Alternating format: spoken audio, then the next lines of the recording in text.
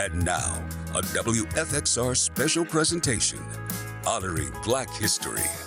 Honoring Black History is sponsored by Nikita Stewart Consulting. When you're ready to grow with clarity, we're ready to help. Thank you for joining us. I'm Hazelmarie Anderson. And I'm Jermaine Ferrell, and during this special, we're going to take you on a journey around our region.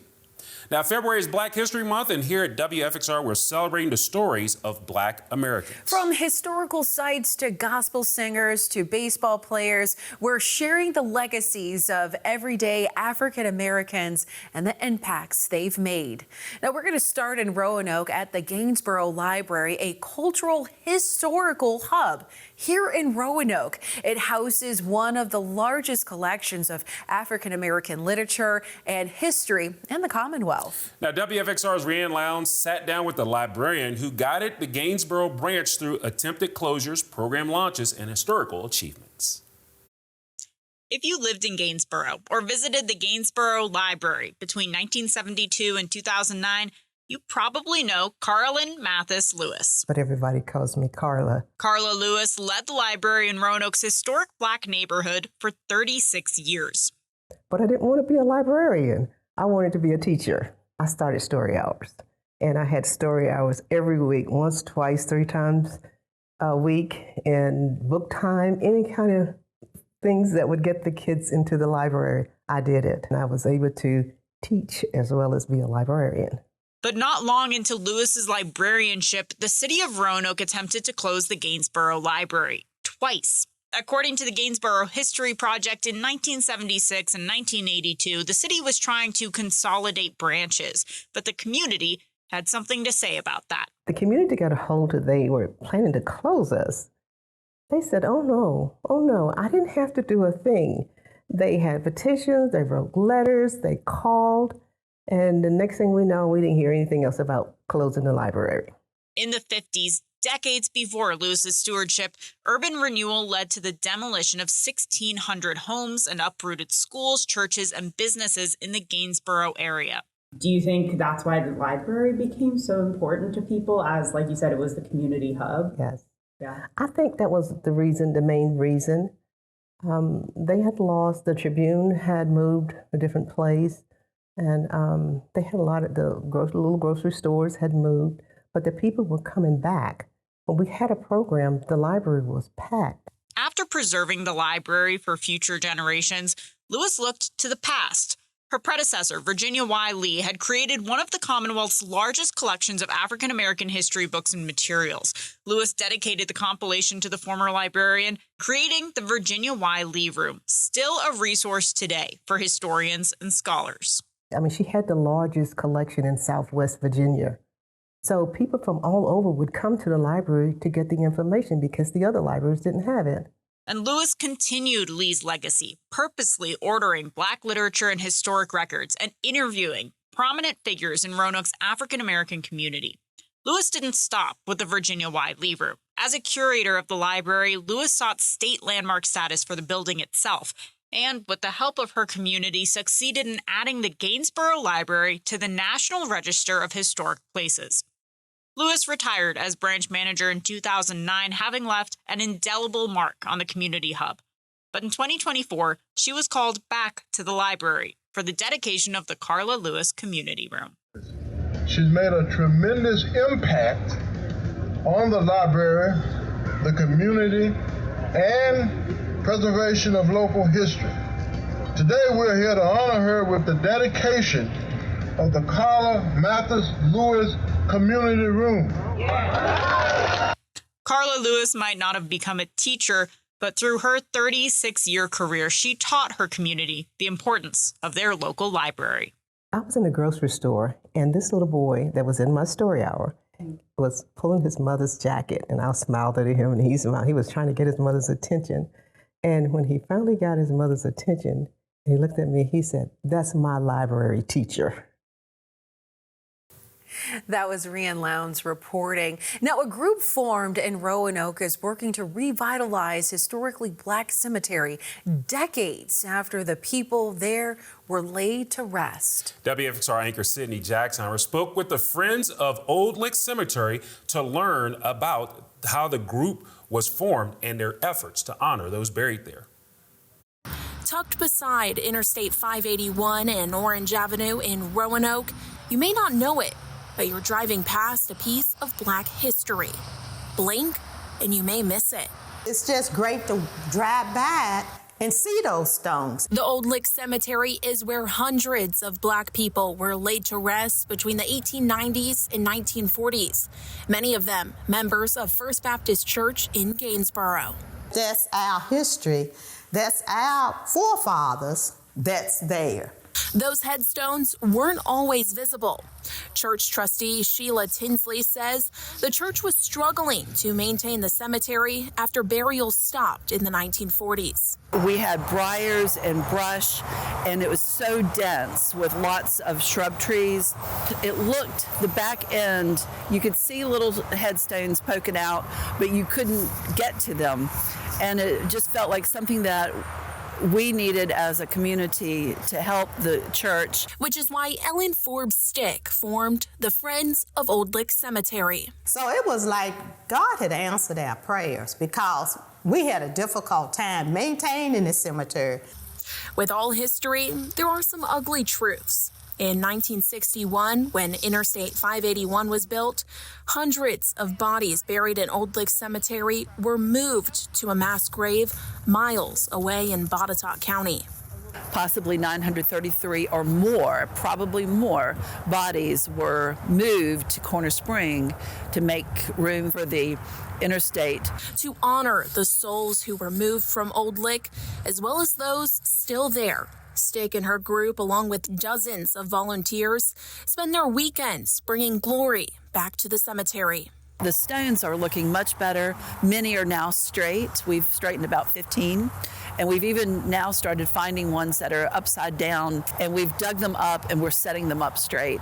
The Friends of Old Lick Cemetery continue to honor the past while also looking towards the future. We'll have a narrative sign up on the summit that is going to give the history, as well as a QR code that will link you to our website, but also to the Harrison Museum, which will be the repository for all the history that we have gathered. So the stories of Roanoke's Black history never die. If you don't recognize them and you don't remember them, then that part of history and them you're almost kind of erasing and just forgetting about. And we don't want to forget about them because that's why we're here. They paved the way for us to be here. Reporting in Roanoke, I'm Sydney Jacksheimer, WFXR News. Well, earlier this year, Franklin County NAACP unveiled a statue in Rocky Mount. It honors the 70 Black soldiers from Franklin County who fought for the Union in the Civil War. Now, the men fought for their freedom and their citizenship, and now their service is permanently enshrined within a 40-foot bronze monument outside First Baptist Church in Rocky Mount. And to the 70 soldiers of the United States Colored Troops from Franklin County, we remember you, we honor you, and we thank you. In 2020, a voter referendum blocked an attempt to relocate a Confederate statue outside the Franklin County Courthouse. In response, the Franklin County NAACP and community supporters began work on the Raising the Shade project, an initiative to tell the stories of the 70 men whose names are now engraved on the base of the monument. Now, the Danville Museum of Fine Arts and History is a building deeply rooted in history. It once belonged to William and Jane Sutherland, among the region's wealthiest families. And during the final days of the Civil War, Danville became the last capital of the Confederacy. After the Sutherlands died, the city purchased a home, turning it into a public library. But for nearly 45 years, it was for whites only. That exclusion was challenged when a small group of Black students staged a sit-in inside the library. That moment helped spark what would become one of the most violent civil rights clashes in the country, the Danville protest of 1963. Any white business owner that was along Patton Street, anywhere downtown. The bus drivers, one of the bus drivers kept a billy club right in his window. That day, they were legally deputized to beat you. Now, that deputization was sanctioned by a judge and allowed ordinary citizens to participate in the violence.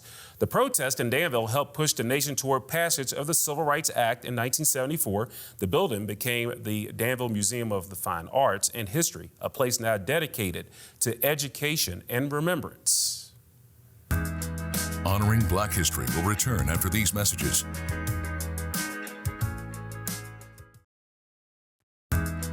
We now return to Honoring Black History. Well, Halifax County mother and daughter are now best-selling authors. Now, their book takes a deep dive in the role quilts played in the Underground Railroad. Now, I sat down with one family in Southside just to learn how they're sewing history one stitch at a time. Meet Edith Edmonds, 100 years young and still sewing the way her mother taught her and her twin sister 93 years ago.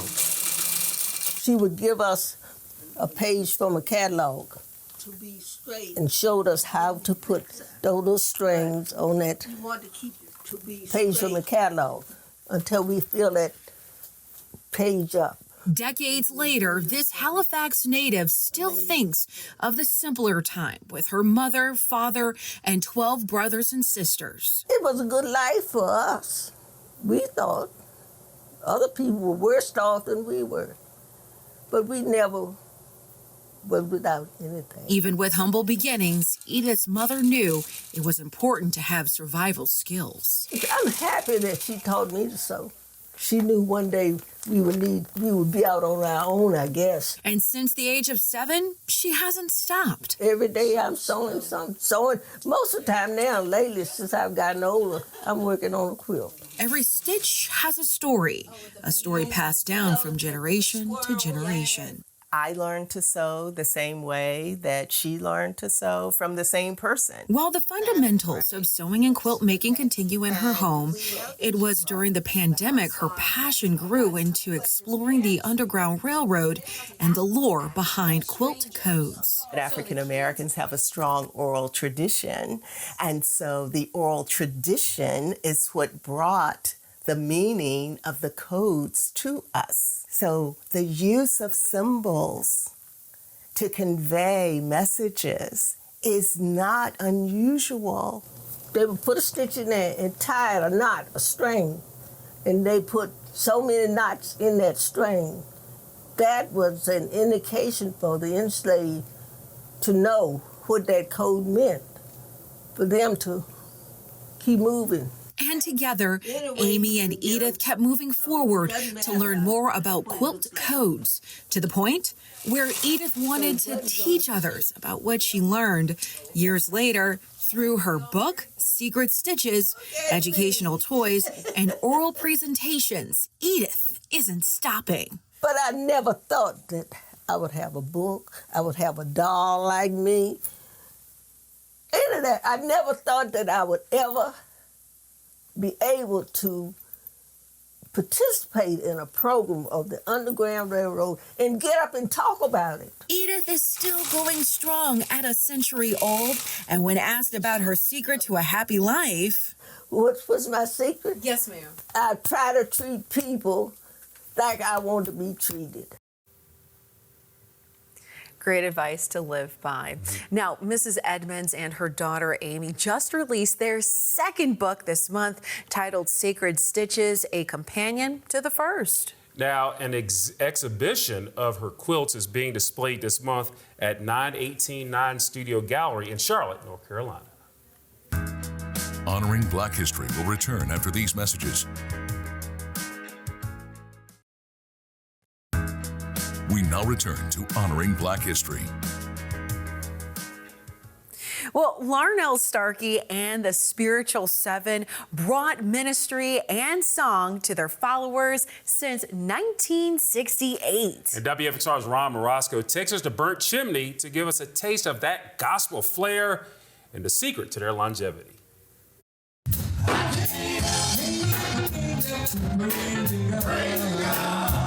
Inside this small church in Burnt Chimney, it's family. Figuratively, literally. I get a thrill out of singing with my family, although we have our ups and downs. Larnell Starkey and the Spiritual Seven have been singing the Lord's praises for nearly 6 decades. It's a blessing just to be around them. And it's a blessing that they think enough of me to name the group after me. That's 77-year-old Larnell Starkey, the eldest of the group. Over the years, the band has featured siblings, children, grandchildren, cousins, and more. It's a blessing.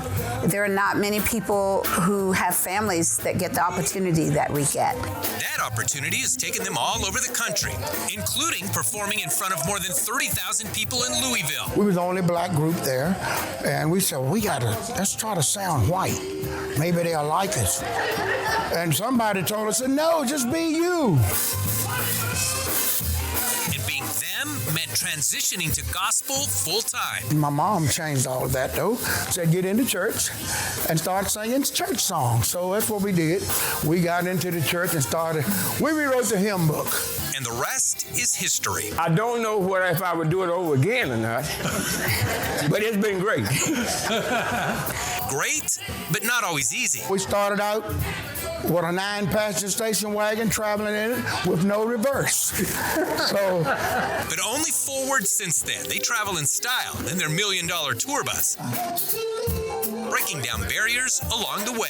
It wasn't always a good time. Yeah. We had some challenges. We went into places where black singers could not go. But eventually, their music and their ministry won out. By the end of the concert, we would have some of the people within those audiences to come and greet us and say, thank you. Thank you for opening my mind. Thank you for opening my eyes. Thank you for opening my heart. Hitting all the right notes, sharing their culture along the way. We consider it a blessing to be a part of Black history, to even be still existing, to sing gospel, because gospel is what really led Black people into society that gave us our strength. And nearly 60 years later, they know why they're still getting audiences out of their seats. The Bible says, what you do for Christ will last. So we are lasting. Our ministry, it's our world, it's our life, it's all we know, and that's all we have to contribute to society and to our community. In Burnt Chimney, Ron Marasco, WFXR News. Now, the group still takes to the road 30 to 40 times a year. And they perform at their home base every fourth Sunday at Chestnut Grove Baptist Church in Burnt Chimney. Honoring Black History will return after these messages. We now return to Honoring Black History. Well, a lost story in Roanoke sports history. The Roanoke Black Cardinals played for the better part of a decade in the 1940s and 50s and were a semi-pro baseball team, part of the Negro League. Now, all those members have passed away, but 2 local men are actually trying to keep their team's legacy alive. WFXR Hazelmarie sat down with both of them to learn more. It's hard to find any records of the Roanoke Black Cardinals baseball team, the Star City's very own version of the Negro League. However, a chapter inside the book, Hidden History of Roanoke, written by local historian and former Mayor Nelson Harris, talks in depth about the team's culture through the last surviving member of the team, the late Al Holland Sr. It's keeping that part of Roanoke's history in front of the public. And to be able to do that, especially with individuals that now are no longer with us, in my mind means absent that memory, that story, that era would have been lost. The league was created during segregation when African Americans were not allowed to play with or against white teams. The Cardinals faced teams from across the state, even playing against some of the pro teams like the Homestead Grays and the Kansas City Monarchs, right here in Roanoke. Al Holland said that Satchel Paige came and pitched for one of the Negro League teams that was, touring and doing these exhibition games, and I asked Mr. Holland, I said, well, how'd you do? You know, because you obviously got some at-bat, and he laughed. He said he struck me out every time. David Denham also has a passion to share the stories of the nation's Negro Leagues. Then when he moved to Roanoke and learned about the Cardinals, he knew it was a story to tell. It's been quite a journey for the Northwest area here in Roanoke, and this would do nothing but to solidify a presence here in Roanoke of Black individuals, Black citizens, to raise this important piece up of our history.